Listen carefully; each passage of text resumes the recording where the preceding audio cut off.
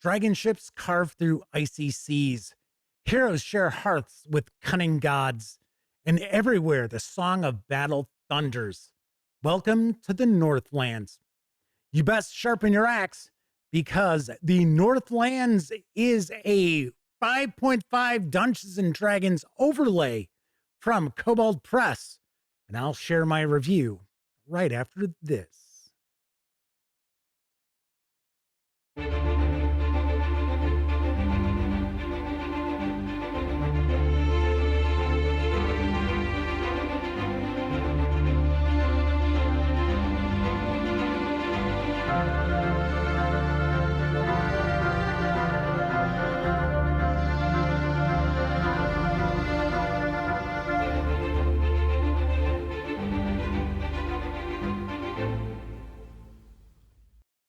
Howdy, gang, and welcome once again to the Duct Tape Studios. I'm Jeff McAleer, your host here at the Gaming Gang channel. Thanks for joining me once again. Today, I'll be sharing my review of the Northlands Worldbook from Kobold Press. This 288-page hardcover is available now, carries an MSRP of $49.99.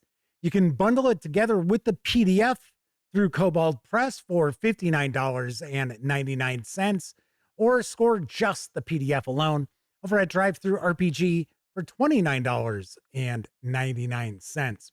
Having said all that, let's swing on over to the other camera because here I've got the Northlands Worldbook. A couple of things to mention before we get stuck in. First of all, my friends over at Kobold Press were kind enough to provide me with this review copy, but neither I nor anyone else affiliated with the Gaming Gang has received any other sort of compensation for me to share this review with you. It's important you know that. We're also not going to look at each and every page of the book. I do want to give you a really good feel for what you're going to find inside. First thing we'll do is take a peek at the credits page. A lot of folks worked very hard to bring this to life. Let's give credit where credit is due. So this is the Northlands Worldbook. It is accompanied by the Sagas book. It is an adventure collection. I will have my review of that very shortly. So this builds on the Midgard world, which is the home setting for Kobold Press.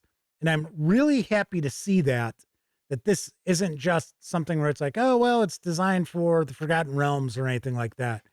That's not to say you can't use this with Forgotten Realms. You can use this with any fantasy role-playing game setting.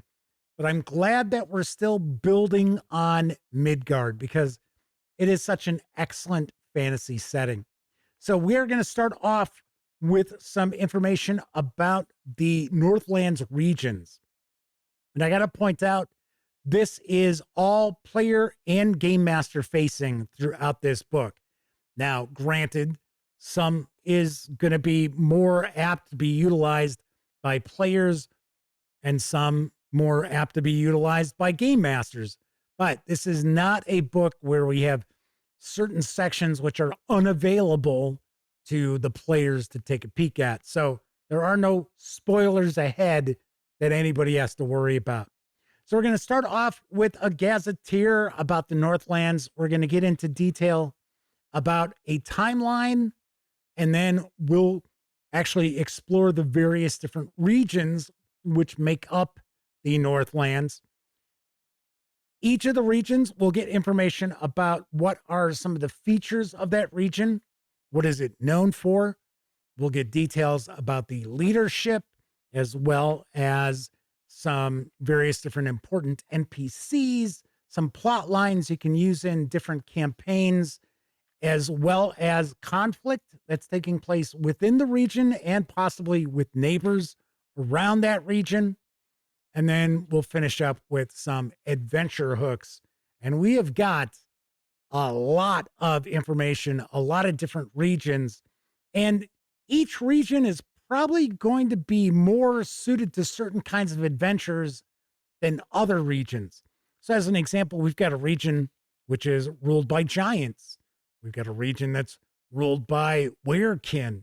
So certain kinds of adventures will probably take place within specific regions. But we've got tons and tons of information about the various different areas and a pretty solid and in-depth gazetteer. Next up, we're going to talk about the various different factions which make up the Northlands, which the player characters can ally themselves with, or maybe they'll be in opposition to.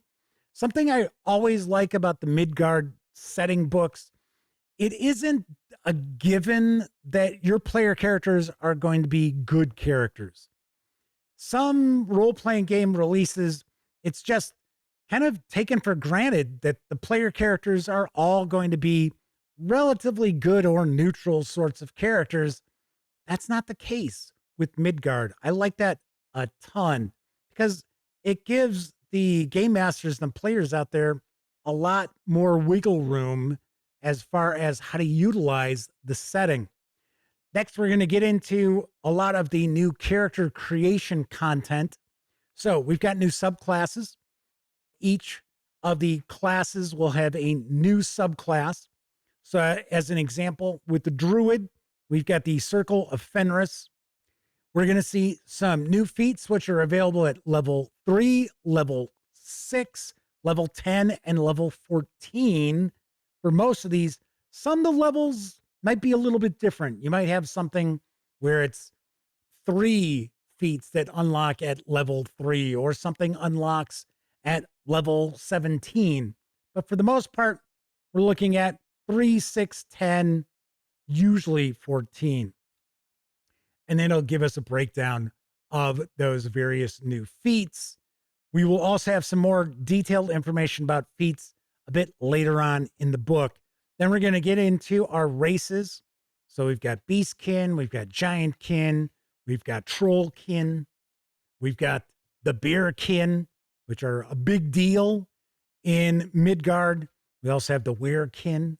So these are some new options here as well. Then we're going to get into some new backgrounds for our player characters and a breakdown of those as well, some new features. Here are some of the new feats, going into more detail about those. Actually, we've got quite a few new feats. Then we're going to get into our equipment and gear and weapons and such. We have some new info about various different longships, because of course, this is a Norse influence setting here. In fact, I should point out that this doesn't really skew too far from the norm as far as the legends of the Norse. So as far as like Thor and Sif and, well, it's not Odin here, it's Wotan, which is not unusual. So we will get some more information about the Pantheon a bit later on in the book, but we do have some new magic items. We've got new spells. So we have new spell lists as well. So here are our spell descriptions. Now, as far as the production quality throughout, nice solid paper stock, a little thinner than other publishers, but pretty standard for the Kobold press releases. It's still a little thicker, at least to feel, than Wizards of the Coast releases, but still not as thick as other publishers out there. And artwork throughout, for the most part, is really good. I like the Kobold artwork. I know I talk about it all the time when I do Kobold press reviews. Some people don't like it. I do, but I will mention that there is some kind of wonky looking artwork in this book that I haven't kind of noticed before. I'll give you a great example. There's a piece of art of, I believe it's a Snow Queen, and just looking at the artwork, it appears that the Snow Queen's eyes are both looking off in 2 different directions. Like, and there's some art where, I mean, it's fine. It just, for whatever reason, kind of just to the eye, it looks off, kind of like that Snow Queen. Should also mention that there are quite a lot more typos and errors in this world book than I'm used to seeing from Kobold press releases. It's not horrible. It is noticeable, I will say that. And a lot of times it's simply a word that's not the correct word. So as an example, there's one item's talking about someone and their bald head, but the L is missing from bald, so it's their bad head. And that's sort of what we see with some of the typos throughout here, is that it went through a spell check because bad is a word, just not the right word for that sentence. So I think this could have used maybe another once over through editing as opposed to just a spell check. But regardless, this is still a really good book. Don't get me wrong. I just want to point out that kind of surprised that we've got more typos than I'm used to seeing from Kobold Press. So we've got our bestiary with some cool new Norse inspired or actual Norse mythology creatures here.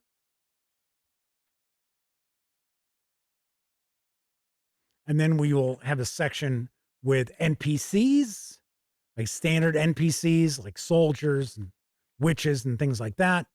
We also have our encounter tables, which I always like seeing these in our setting books from Kobold Press, where it's going to give us the various different areas and then the different tiers, the level of the player characters. So if you're looking for some inspiration for encounters, you can utilize these tables as well. And then we will wrap up. So that is a peek inside the Northlands Worldbook from Kobold Press. Let's swing on over to the other camera so I can share some final thoughts as well as my review score. I like this Worldbook quite a lot. Like I said, kind of strange how we've got more typos than usual. And some of the artwork looks kind of off a little bit, which I'm not used to seeing that either with Kobold Press releases. But this book is jam-packed with goodies. So we've got a really nice detailed gazetteer that's going to break down the various different regions. We've got the new subclasses. We've got new backgrounds. We've got new equipment, vehicles, weapons, and such. Magical items, magic spells, spell lists, monsters. We've got a nice sized bestiary in the world book. All in all, I got to say, this is a lot of really useful information if you are looking for kind of a Norse influenced setting for your 5.5 Dungeons and Dragons, because that is what the world book is designed for. I understand there's supposed to be a Tales of the Valiant release that's coming out later on this year with the same content. I don't know if I've heard that correctly or not, because reality is Tales of the Valiant and Dungeons and Dragons are very, very adjacent to each other. But that is what I've been told, is that this is not the Tales of the Valiant release. This is the D&D 2024 is essentially what's on the back of the book. But all in all, I definitely do dig the world book for Northlands. So on a scale of 0 to 10, I give the Northlands world book an 8 out of 10. All right, that is it for this time out. If you like the Gaming Gang and would like to support the outlet, you can do so in a few ways. First, by utilizing our affiliate links to the One Bookshelf sites, such as Drive-Thru RPG, and to do so, simply visit thegaminggang.com, click on one of our banners. That way, if you happen to make a purchase, on most sales, I get a 5% commission. You can also make a one-time donation by way of PayPal and even become a monthly member of our Patreon. You'll find links in the show notes. Also, down in those show notes, you're going to find an invite link to our Discord server. It's absolutely free to sign up, so be sure to hang with the gang over on Discord.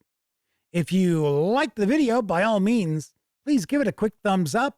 Subscribe to the Gaming Gang channel if you haven't already, and if you do subscribe, don't forget, ring that bell. And if you ring the bell, be sure to select all notifications, because YouTube is supposed to let you know not only when I share videos such as this review, it'll also point out whenever my live stream, the Gaming Gang Dispatch, airs Tuesday, Wednesday, and Thursday evenings right here on YouTube at 7 p.m. Central. Of course, when you're not watching videos on the Gaming Gang channel, be sure to visit thegaminggang.com for the latest in tabletop gaming news, reviews, and a whole lot more you're never going to find here on YouTube.